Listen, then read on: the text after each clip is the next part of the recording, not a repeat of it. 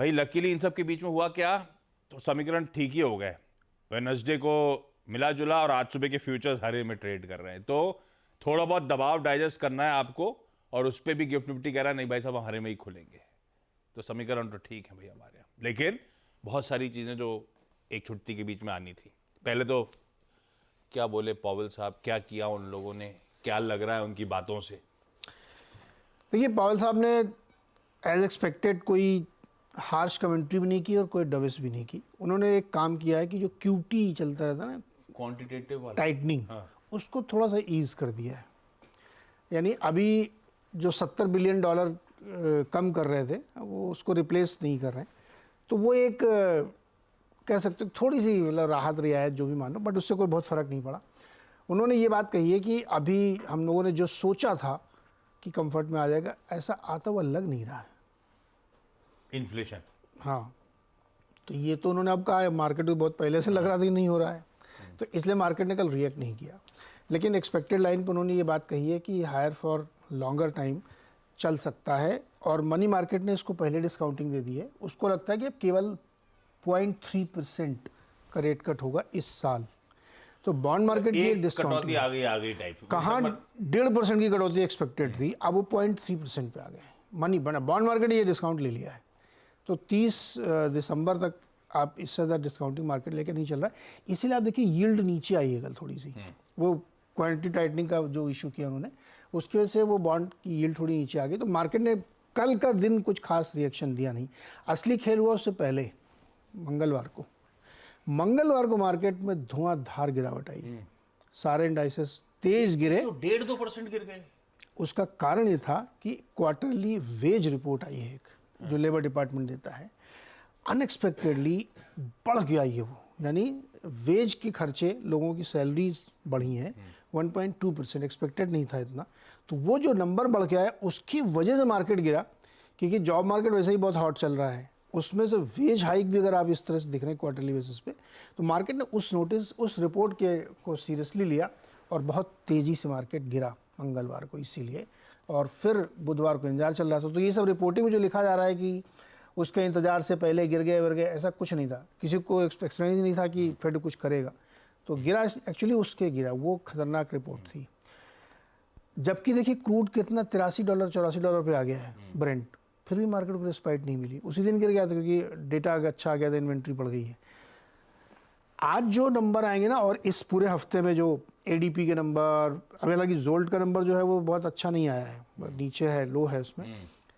ये असली खेल होगा, इससे मार्केट को पता लगेगा कि हमारी इकोनॉमी कितनी अभी मजबूत। लेबर मार्केट क्या, लेबर मार्केट, हालांकि अभी कल आनी है जॉब्स रिपोर्ट, जोल्ट की रिपोर्ट तो है, वो आज इनिशियल जॉबलेस आ जाएगी, कल जॉब रिपोर्ट आएगी पूरी। कल जॉब रिपोर्ट जोल्ट आ चुकी है।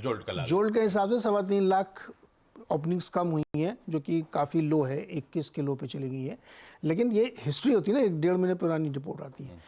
आज और कल में जो रिपोर्ट आनी ना, उस पर लोगों की नजर आएगी। और अगर वेज हाइक इतनी बड़ी दिख रही है जैसे क्वार्टरली बेसिस पे, मुझे लगता है ये चिंता की बात होगी। तो मार्केट इसी को लेकर के परेशान था, इसीलिए गिरा। तो अब दोनों दिन का मिला के देखेंगे तो S&P 100 पॉइंट गिर चुका है, जबकि अमेजॉन के नतीजे अच्छे थे, बहुत सारे रिजल्ट आए, लेकिन मार्केट ने उस पर बहुत रिएक्ट किया नहीं। आज देखते हैं क्या होता है। आज देखते हैं क्या होगा। मूड ठीक है यार, यूएस की फ्यूचर्स आधा % ऊपर है, और वहां पे अब सब कह रहे हैं एटलीस्ट उन्होंने ये कहा ना फिर से नहीं बढ़ाएंगे। इस पे खुश हो रहे हैं हमको, इस पे खुश हो रहे हैं। तो क्या है ये हाल है भाई साहब। तो देखिए यूएस के फ्यूचर्स मजबूती की तरफ बढ़े चले जा रहे हैं। ये है ग्लोब के समीकरण, मतलब जो है सब पचा रहे हैं हम लोग बढ़िया तरीके, ऐसा मान पचा रहे हैं। इक्विटीज मजबूती है। यस, कवर अप की सेकंड प्लेट दिखा देता हूं आपको।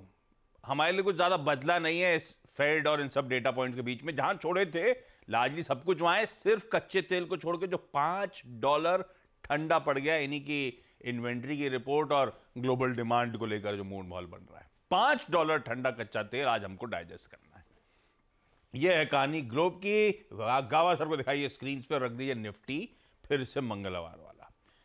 गावा सर बड़ा वॉलेटाइल, वो कहते हैं ना रोलर कोस्टर टाइप राइड थी मंगलवार को, एक इवेंटफुल ट्रेडिंग सेशन, और वैसे टोन पॉजिटिव थी ऑलमोस्ट पूरे सेशन की। वो तो आखिरी में जाता है तो मुनाफा वसूली का दबाव आ गया। आपकी रीडिंग क्या कहती है गावा सर? ये निफ्टी के मूव्स थोड़े से चौंकाने वाले, दिक्कत भरे हैं क्या? एक इशू ये हो गया, वो विक्स लगातार तेजी, अपन ने एक बार बात करी थी, विक्स 20% गिरा, तब ये निकल कर आया कि भाई जियोपॉलिटिक्स का ये तड़का ठंडा पड़ा हुआ है और इलेक्शन में अब सबको कॉन्फिडेंस है। तो फिर 2 दिन से क्यों भाग के जा रहा है विक्स? 12% उसके बाद 5-6%। गाबा सर, हाँ बुल को डरना चाहिए क्या? गुड मॉर्निंग, गुड मॉर्निंग कह सकते हैं। नहीं, दूसरा वाला क्या बोला आपने गुड मॉर्निंग के साथ? शिव कुछ बोला था। सुप्रभात। देखो मेरे में गौरव में बहुत फर्क है, रात दिन का फर्क है। अब तो कोशिश करता हूँ लेकिन नहीं, कोशिश जारी रहनी चाहिए, एफर्ट इज इंपॉर्टेंट। सोचता है अंग्रेजी में हूँ, बोलता है हिंदी में। सुप्रभात, गुड मॉर्निंग, गुड मॉर्निंग। ऐसा है कि देखिए लास्ट के 1 घंटे में दिक्कत आई, वो मेरे ख्याल से ड्यू टू आई थिंक शायद वीकली एक्सपायरी थी कुछ। तो आज तो थर्सडे, आज तो निफ्टी की है, लेकिन उस समय बैंक निफ्टी की शायद एक्सपायरी थी, तो अहेड ऑफ द जो यूएस में जो इंसिडेंट था उसके लिए। लेकिन मुझे लगता है एक ये प्रीवियस एक टेक्निकल टॉप पे था, बहुत जरूरी है। 22,800 के आसपास, 750 के आसपास एक प्रीवियस टॉप बना, तो ये सेकंड टॉप है, डबल टॉप। लास्ट का 1 घंटा लगता तो ऐसा है, गैप डाउन मिलता है, लेकिन सपोर्ट एक बात जरूरी है कि 22,500 में निफ्टी में है। अगर गैप डाउन मिलता है या गिरावट आती है तो मेरे ख्याल से 22,500 एक सपोर्ट बन गया, वहां से फिर एक बाउंस की उम्मीद कर सकते हैं। हो सकता है टेम्पररी शॉर्ट बैक हो, क्योंकि काफी दौड़ा है फ्रॉम द लेवल्स ऑफ करीब 21,800 से 22,800 हो रहा है। 1,000 दौड़ने के बाद पॉइंट्स, थोड़ी थकान तो होगी ना, तो निफ्टी मुझे लगता है शायद सपोर्ट मिले 22,500 के आसपास। 22,500 का बढ़िया चार्ट से एक्सप्लेन कर दिया गाबा सर ने आपको। थोड़ा सा ठंडा और पड़ सकता है, पर 22,500 एक इंपॉर्टेंट सपोर्ट जोन। तो फिर नियर टू 22,500 दरअसल मन खरीदारी करने का टेक्सचर बाय ऑन डिप्स है गाबा सर, यही अप्रोच रखोगे या कुछ और होगी? बिल्कुल बाय ऑन डिप्स का टेक्सचर होना चाहिए। अगर गैप डाउन मिलता है 22,500 के आसपास, तो वहां से एक शॉर्ट कवरिंग आएगी निफ्टी में, यहां से एक बाउंस मिल सकता है। तो आई थिंक टेक्सचर है clearly buy on dips Nifty में।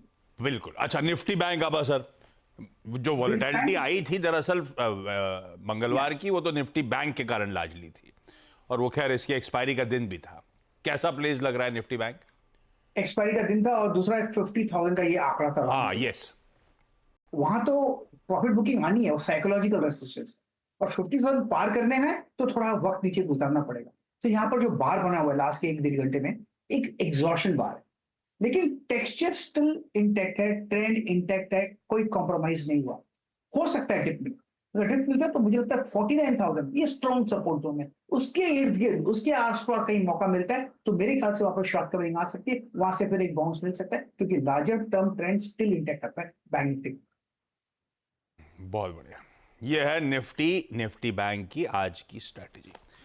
एक गाबा सर के साथ प्रॉब्लम ये है कि सोचते अंग्रेजी में, बोलना हिंदी में, तो कंफ्यूजन हो जाता है। अपने साथ उल्टा है, अपन सोचते हिंदी में, बोलना अंग्रेजी में होता है, और उसमें सबसे बड़ा चैलेंज आता है कल को लेकर, और टुमारो और येस्टरडे वाला। तो अब तो अपन ने एफर्ट डालने छोड़ दिया, अपन हिंदी में ही बात करते हैं। बहुत परेशानी होती थी। Gaba sir, thank you so much सुबह सुबह जुड़ने के लिए, बढ़िया तरीके से स्ट्रेटेजाइज कराने के लिए निफ्टी बैंक पे।